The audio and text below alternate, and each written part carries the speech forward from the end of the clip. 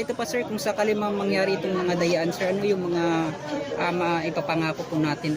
Ako, pag tinanong mo ako, sir, kasi dyan, commander ako, iba na sa isip ko eh. Yun. Yeah. Oo. Ang sanay tayo sa kahit anong laban, hindi natin inuurungan yan. No, kung tatanungin mo ako kung ano ang dapat natin gawin as a commander,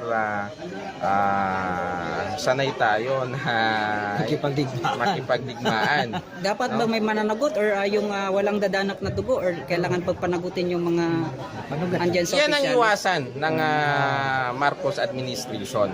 Wag na lang hintayin. Na wag niyang hintayin may dumanak na dugo. Yan ang kung nag-iisip siya, dapat isipin niya ang mga pwedeng mangyari. Kasi kung ako ang tatanungin mo doon sa nararamdaman ng tao, galit ang tao. Galit ang Moro National Liberation. Ng mga tao. Nakapasyal ka doon sa sir, kay Datuata ito? Oh. Si Datuata ito? So kasama ka doon? Pinsang buo ko si Datuata ito? Ano sila Miswari group sila Okay, Miss Wari, laging kami yung tatlo kasi yung faction ng Moro National Liberation Front. May Miswari, may SEMA, at itong pangatlo yung kay Panduma Sani. Pero nagkakaisa kami. Kahit na iba't ibang faction, itong tatlong faction na to, nagkakaisa kami. Nakakapit to ba sir yung bagong mo po ngayon na si Abdul Rauf? Kaibigan natin si Abdul Rauf Makatuwa dahil mga kasama din natin silang mga commander. Even the chief minister ay malapit sa loob naming mga taga-Marawi. So actually isa din akong politician sa Lanao. So magkakakilala kami. Hindi ba nakakapit to sir? Kasi si BBM po yung nag-appointee po sa kanya. Ang nangyayari kasi dyan sir, itong ginawa ni Abdul Rauf Makatuwa na pagdikit kay President Marcos, may may dahilan ito. Hindi natin alam kung ano ang kanyang personal reasons. Pero ang ang BARM ngayon, majority, talagang galit ang tao. Actually, nung magbukas ang KCC Mall, ang imbis na mag-shopping lang sana ang mga tao, dahil akala nila darating si BBM, nagsigawan doon ng Duterte. Kaya nga hindi ko nga alam kung saan humuhugot itong mga taong to ng kakapalan ng mukha. Hindi nararamdaman yung sigaw ng tao. Pilit pa rin nila nililiko yung isip ng tao. Dahil reality naman, malinaw na malinaw, itong ginagawa guys, hindi ito para sa bayan. Opinion mo sir, kung bakit po hindi po nakarating si BBM doon sa Cotabato City? Malay ko, natakot guro.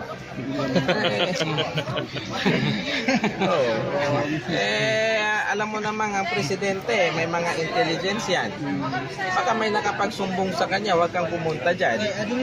Baka maging presidente si Inday Sara nang wala sa oras. Yun, no?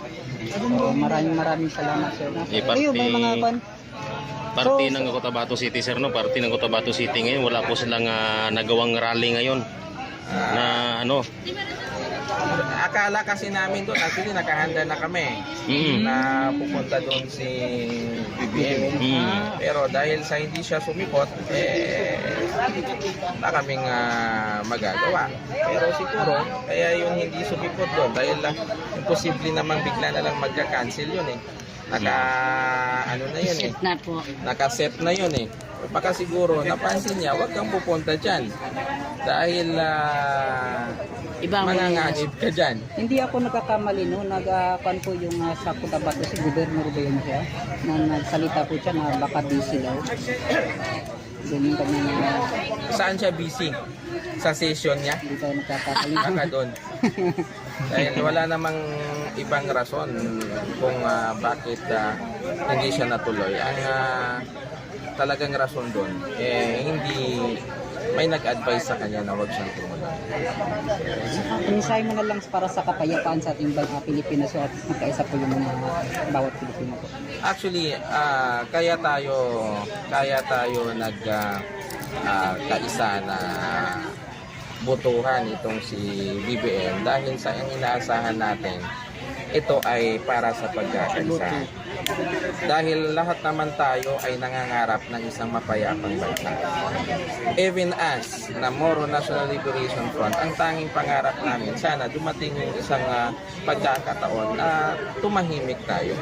Pero nangyayari itong kaguluhan na ito because of doon din sa mga leaders natin.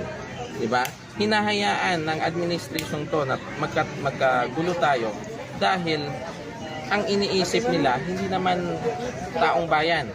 Ang iniisip ng administration to ay kung paano matanggal sa tinik nila, matanggal sa lalamunan nila ang tinik na nakabara, which is yung si Duterte. Ano sir, mensahe mo po ngayon kay Marcos? Ang mensahe ko naman dito sa ating presidente, isipin mo yung taong bayan. Isipin mo yung pamilyang Marcos na nabawi nyo na yung karangalang ibinigay sa inyo ng Duterte. Huwag na kayong bumalik na malagay naman kayo ulit sa talaan na pinakamasamang tao sa mundo. Huwag niyong hayaan yun. Minsan na kayong nalagay dyan. Minsan na kayong nalagay sa talaan ng pagiging magnanakaw. Talaan ng pagiging makasarili. Yung nanay mo, isa sa most greediest person sa buong mundo. Nasa record yan ng Guinness. Yung tatay mo, isa sa pinakakurap na leader sa buong mundo. Nasa record din yan. Yan ang facts. Kaya wag mong nabawi nyo na yung karangalan ninyo. Wag mong hayaan na ang susunod na generation ay mamulat na naman na ang kamulatan ng susunod na generation pag sinasabing Marcos ay masamang tao, masamang leader, magnanakaw na leader, diktador na leader. Huwag mo na ulit hayaan. Pag na lang sa kay BP Sara para maganda yung natin kay BP Sara kay Tatalilig sa ating mahal na VP, huwag kang uwi hanggat hindi mo maiuwi sa amin ang mahal nating tatay.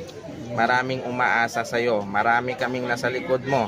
Alam namin na nagpapakatatag ka lang dahil alam namin tao ka lang din, nasasaktan, nanghihina. Huwag kang panghinaan ng loob dahil sa iyo kami humuhugot ng lakas. Marami kaming lalaban para sa iyo kahit itaya namin ang buong buhay namin.